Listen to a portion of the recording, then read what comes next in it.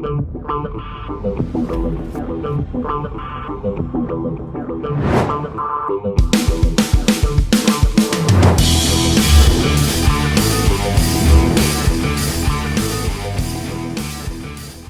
what's happening, my fearless networking friends? Todd Falcone here, back with another episode today. This probably should be something I don't really need to talk about, but apparently I do. And it's the subject of why skills are crucial to your success, right? So what's fascinating to me doing what I do and have done for so long is people are in the business of network marketing and they are wanting to succeed, yet many people, in fact, I mean, the numbers are very, very high. I'm not going to tell you the exact percentage because I don't know, but it's a high percentage.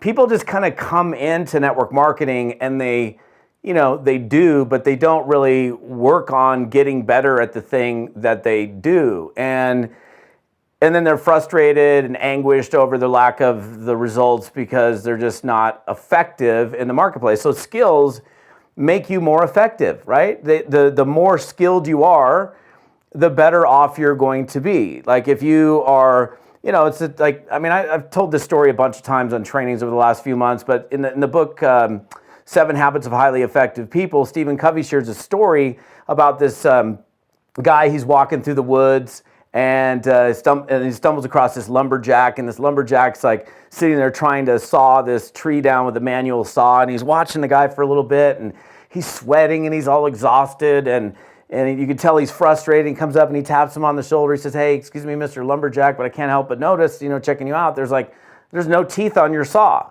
And the lumberjack keeps on sawing. He goes, "I'm just too busy sawing to sharpen my saw." And it's like, you get the point? It's like, wait a minute, you have to take some time to work on your skill sets.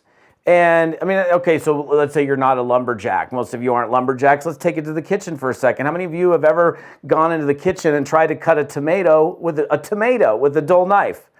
You're like trying to sit there and cut through a tomato, and it won't even cut through the skin. It's a tomato. You end up smashing your tomato.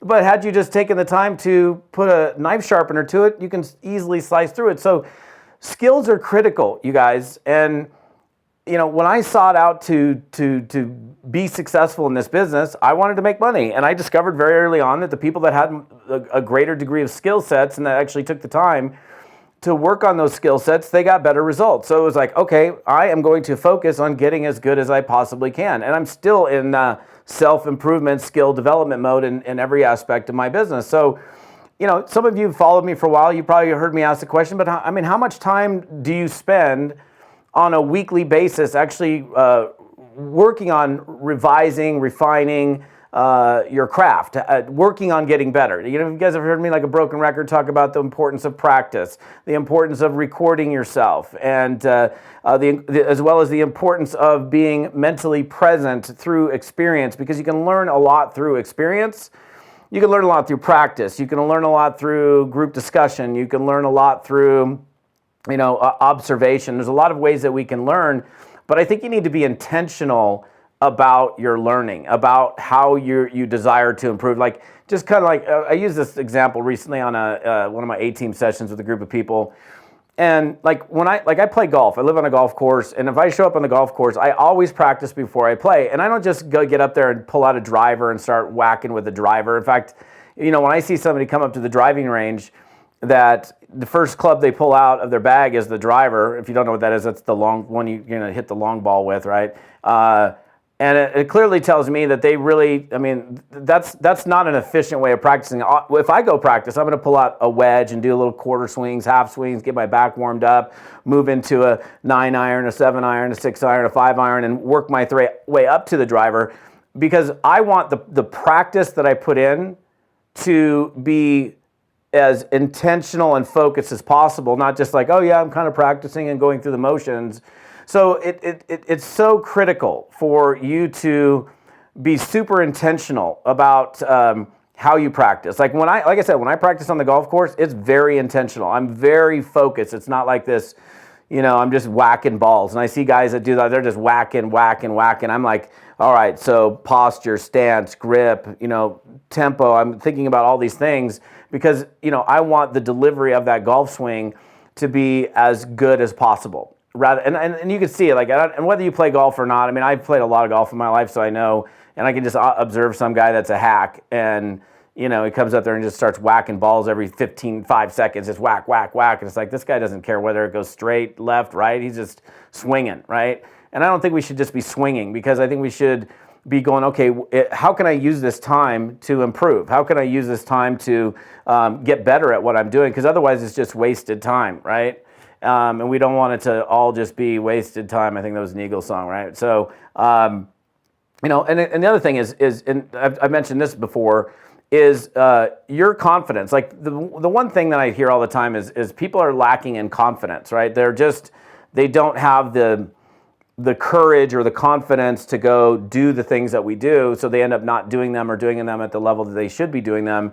And if you increase your competence, right, your core skill sets, the things that we do every day, you're going to be more confident doing them. Because, I mean, none of us like to do things that we're not good at. If we're not good at it, we avoid it. That's, people procrastinate, and I've said this before, procrastinate either because A, they don't like what it is that they're about to do, or B, they're not good at what it is that they're about to do. So if I don't like it and I'm not good at it, I'm not going to do it. So, what things where do you need to improve your skill sets? Well, probably in a number of areas: prospecting, follow-up, lead generation, dealing with objections and questions, closing, social media, your presence on video, your ability to speak in front of an audience. But you need to decide for yourself that, if I'm going to be successful in this business, I need to make myself more efficient in the time that I put in, because, spinning your wheels over and over again and just not getting results and just doing the same thing over. I mean, you got to stop that train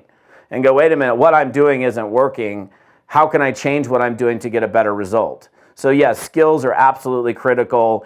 My question to you is, how much time are you spending working on your skills? Are you putting intentional practice and intentional time in the development of whatever skill sets that you're looking to acquire in this business? And are you doing it on a regular basis? Is it something that you're implementing within your team? I think if I could make you do it, I would force you to implement that into your entire organization, where you're really helping people to adapt and create the skills that they need in order to be successful, rather than going, hey, cool, you're in, go get them. Because that's not going to work. I mean, people that have very little skill sets, you can succeed. Sure, you can succeed in network marketing with no skills if you're just doing the work. But if you're highly skilled, you're going to get a way better result. So you want to get the best result possible. I don't know where you're finding me. Maybe on YouTube, maybe on my podcast. Best place to go is my website for this particular episode is toddfalcone.com/episode 79. Again, toddfalcone.com/episode 79. Would love to hear from you. Comment on the page. You want to ask me questions, put the comments in there. A lot of times I do posts like this and episodes based on the questions and the experiences people are having in the field. So if you want me to answer your question, all you got to do is ask. So anyhow, hope you're having an amazing day. We'll see you on the next episode.